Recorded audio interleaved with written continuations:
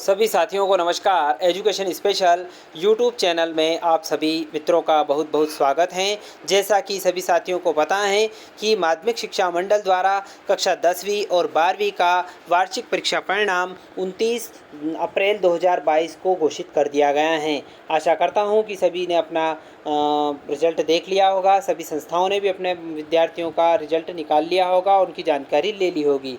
लेकिन एक महत्वपूर्ण पत्र की जानकारी आपको प्रेषित करने के संबंध में आज एक मैंने महत्वपूर्ण वीडियो बनाया है। इससे पहले यदि आप चैनल पर नए हैं और अभी तक आपने चैनल को सब्सक्राइब नहीं किया है तो मित्रों, सबसे पहले आप चैनल को सब्सक्राइब कर लें, बेल आइकन को प्रेस कर लें ताकि इसी प्रकार के वीडियो के नोटिफिकेशन आपको मिलते रहेंगे। साथ ही साथ निवेदन है कि वीडियो को आप बिना स्किप किए हुए अंत तक पूरा देखेंगे ताकि पूरी जानकारी आपको स्पष्ट रूप से मिल सकेगी। माध्यमिक शिक्षा मंडल मध्य प्रदेश भोपाल द्वारा दिनांक 22 अप्रैल 2022 को एक महत्वपूर्ण पत्र जो कि गोपनीय समन्वय 2022 से रिलेटेड है प्रेषित किया गया है। इस आदेश में क्या लिखा है जान लेते हैं। प्रतिवर्ष मंडल की समस्त परीक्षाओं की अमूल्यांकित उत्तर पुस्तिकाओं के मूल्यांकन उपरांत परीक्षा परिणाम घोषित किए जाते हैं। मंडल विनियमन 1965 पैरा 119 के अनुसार घोषित परीक्षा परिणाम के प्राप्तांकों से असंतुष्ट होकर छात्र छात्राओं द्वारा अंकों के पुनर्गणना के सशुल्क प्राप्त आवेदन उपरांत आवेदनकर्ता छात्र छात्राओं की उत्तर पुस्तिकाओं में प्राप्त अंकों की योग, त्रुटि व अमूल्यांकित प्रश्नों के परीक्षण किए जाते हैं। गत वर्षों में पुनर्गणना के प्राप्त आवेदनों के अनुसार प्रकरणों का परीक्षण प्रदेश के सभी जिलों में स्थापित मूल्यांकन केंद्रों पर ही मूल्यांकन अधिकारियों के मार्गदर्शन में पुनर्गणना करवाई जाती रही है। किंतु प्रतिवर्ष ऐसे प्रकरण प्राप्त होते हैं जिनमें मूल्यांकन की गई त्रुटियों को पुनर्गणना में भी अनदेखा कर छात्रों को नो चेंज की सूचना भेज दी गई है। जिन्हें छात्रों द्वारा उत्तर पुस्तिका छाया प्रति प्राप्त करने के उपरांत मंडल को त्रुटि से अवगत कराए जाने पर परीक्षण में पाया गया कि छात्र के अंकों के योग में त्रुटि या अमूल्यांकित प्रश्न पाए गए हैं। जैसे अनुक्रमांक 224422 के विषय रसायन शास्त्र में प्रथम छात्रा के आवेदन के विपरीत किसी छात्र की उत्तर पुस्तिका की छायाप्रति मूल्यांकन केंद्र द्वारा प्रेषित की गई। पुनः छात्रा ने मंडल को त्रुटि से अवगत कराए हुए आवेदन करने पर उसकी वास्तविक उत्तर पुस्तिका की छायाप्रति भेजी गई, जिससे असंतुष्ट होकर छात्रा द्वारा माननीय उच्च न्यायालय इंदौर खंडपीठ के वाद 85/94 के मंडल के विरुद्ध दायर किया, जिसमें माननीय न्यायालय द्वारा त्रुटि हेतु 50,000 आर्थिक दंड अधिरोपित किया गया। इसी प्रकार वाद क्रमांक 12/300/2000 अनुक्रमांक हिंदी की मूल उत्तर पुस्तिका में परीक्षण द्वारा 90 अंक प्रदान किंतु ओएमआर शीट में त्रुटिपूर्ण प्रविष्टि की गई, जिसमें छात्रों को 75 अंक प्राप्त हुए। छात्रा द्वारा पुनर्गणना एवं उत्तर पुस्तिका हेतु नियमानुसार आवेदन किया गया, जिसमें मूल्यांकन केंद्र द्वारा पुनः त्रुटि करते हुए नो चेंज की सूचना छात्रों को भेजी गई। छात्रों को उत्तर पुस्तिका की छाया प्रति मूल्यांकन केंद्र से प्राप्त हुई, जिसमें 90 अंक प्राप्त है। इस प्रकार आधार पर छात्रा ने माननीय उच्च न्यायालय जबलपुर में मंडल के विरुद्ध वाद प्रस्तुत किया, जिसमें 1 लाख रुपये का आर्थिक दंड मंडल पर अधिरोपित किया। साथ ही छात्रा का जेईई मुख्य परीक्षा 2013 में कुल प्राप्तांकों के आधार पर चयन नहीं हो सका। इस प्रकार के अनेकों प्रकरण माध्यमिक शिक्षा मंडल के साथ शिक्षकों की कार्यप्रणाली पर प्रश्न चिन्ह लगते रहे हैं। उपरोक्त प्रकरणों को दृष्टिगत रखते हुए मंडल परीक्षाओं के पुनर्गणना व उत्तर पुस्तिका की छायाप्रतियों के प्रेषण में त्रुटि रहित निराकरण हेतु पूर्व प्रसारित नियमों में निम्नानुसार संशोधन किया जाता है। पहला संशोधन जो किया है वो जान लेते हैं। पुनर्गणना एवं उत्तर पुस्तिका की छायाप्रति प्राप्त करने की समयावधि, प्रक्रिया और उससे संबंधित शुल्क। परीक्षा परिणाम घोषणा की 15 दिवस की अवधि में पुनर्गणना और उत्तर पुस्तिका की छायाप्रति प्राप्त करने के आवेदन केवल MP online kiosk, MP online portal के माध्यम से ही ऑनलाइन स्वीकार किए जाएंगे। किसी भी स्थिति में हस्तलिखित आवेदन स्वीकार नहीं किए जाएंगे। दूसरा बिंदु है, उत्तर पुस्तिका की छायाप्रति प्राप्त करने वाले छात्रों को पुनर्गणना कराना अनिवार्य किया जाता है।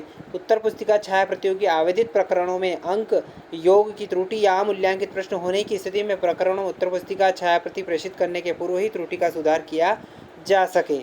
तीसरा बिंदु है, पुनर्गणना कार्य हेतु समिति का गठन। पुनर्गणना कार्य हेतु मूल्यांकन केंद्र पर 3 व्यक्तियों की शिक्षकों की समिति निर्धारित की गई है। पहला है संबंधित मूल्यांकन केंद्र का वरिष्ठ सहायक मूल्यांकन अधिकारी, संबंधित विषय के 2 शिक्षक जिसमें एक व्याख्याता हो। तीसरा, शुल्क का विवरण। पुनर्गणना हेतु 100 रुपये प्रति विषय रहेगा और उत्तर पुस्तिका की छाया प्रति हेतु 150 रुपये प्रति विषय रहेगा।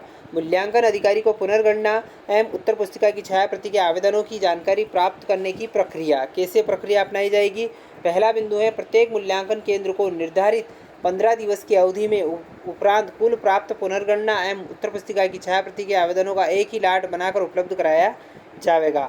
उत्तर पुस्तिका की छायाप्रतियों के आवेदन भी एमपी ऑनलाइन पोर्टल पर उपलब्ध मूल्यांकन अधिकारी के लॉगिन में आंसर बुक रिक्वेस्ट लिंक पर क्लिक करने पर प्रिंट किए जा सकेंगे। तीसरा बिंदु है ऑनलाइन प्राप्त आवेदनों के आधार पर पुनर्गणना आवेदनों की सूचियां केंद्रवार, अनुक्रमांकवार, विषयवार एमपी ऑनलाइन पोर्टल के लॉगिन में उपलब्ध रहेगी। मूल्यांकन अधिकारी मूल्यांकन केंद्र से संबंधित लॉगिन आईडी से लॉगिन करके सुनिश्चित कर लें कि आपको एमपी ऑनलाइन पोर्टल पर लॉगिन करने में कोई कठिनाई नहीं है।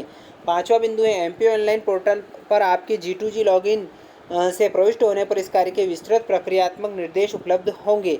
अगला बिंदु है मूल्यांकन अधिकारी द्वारा पुनर्गणना कार्य करवाने एवं उत्तर पुस्तिका की छायाप्रति भेजने प्रक्रिया संबंधी और इनकी समयावधि। हायर सेकेंडरी परीक्षा के गणित, जीव विज्ञान संकाय के परीक्षार्थियों की पुनर्गणना का कार्य प्राथमिकता के आधार पर प्रथमतः पूर्ण किया जाना है।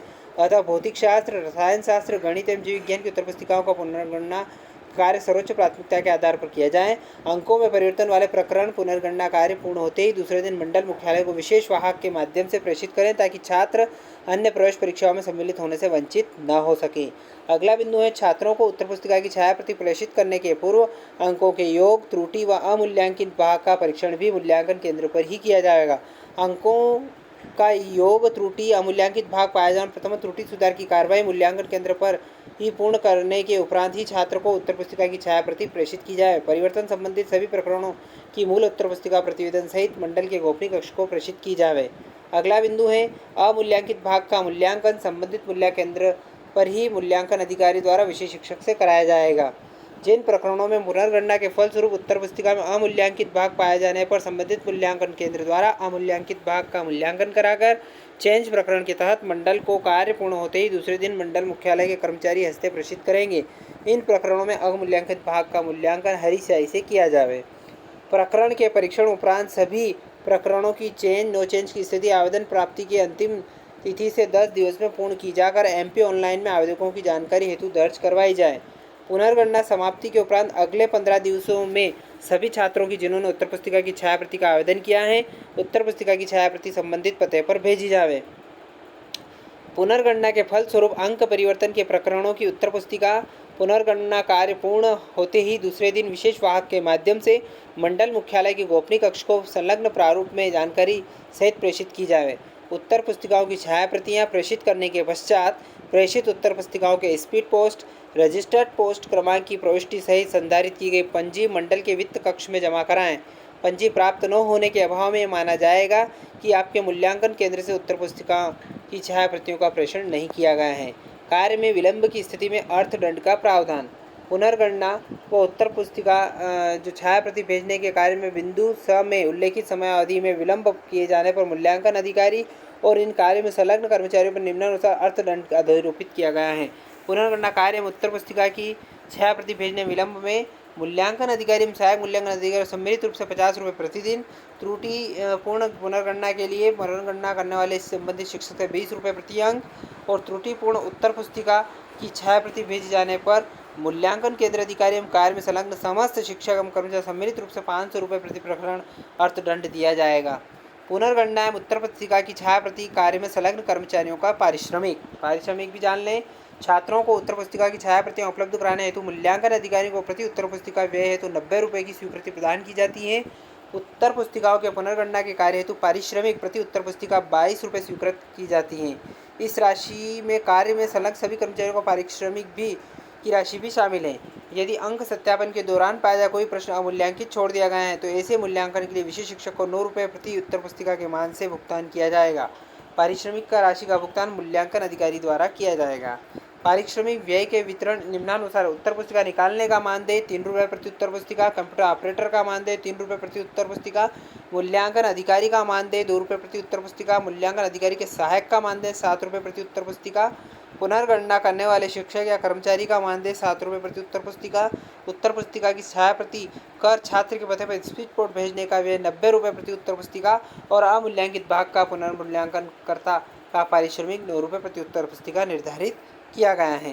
पुनर्गणना एवं उत्तर पुस्तिका की छायाप्रति के त्रुटिपूर्ण प्रकरण शीघ्र निराकरण करने हेतु मंडल मुख्यालय में निम्नानुसार समिति सक्षम होगी। परीक्षा नियंत्रक इसमें अध्यक्ष होंगे। इसके बाद पंजीयक जो गोपनीय सदस्य होंगे, CSO डाटा जो सदस्य होंगे, पंजीयक परीक्षा जो सदस्य होंगे, सहायक सचिव गोपनीय इसमें रहेंगे। उपरोक्त समिति की अनुशंसा के अनुसार परीक्षा परिणाम संशोधन हेतु गोपनीय कक्ष अंक परिवर्तन की जानकारी 1 सप्ताह में डाटा कक्ष को भेजेगा तथा डाटा कक्ष अंक सूची तैयार कर 10 दिन में संबंधित परीक्षा कक्ष को सौंपेंगे। परीक्षा कक्ष 3 दिवस संशोधित अंक सूची संबंधित सहायक सचिव के हस्ताक्षर से संबंधित संस्था को भेजना सुनिश्चित करेंगे। प्रति सप्ताह निराकृत एवं शेष प्रकरणों की समीक्षा मंडल मुख्यालय में की जाएगी।